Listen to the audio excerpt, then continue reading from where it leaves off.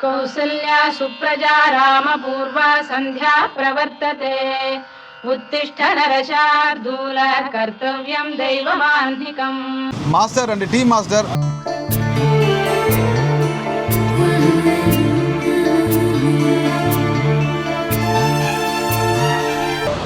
cheers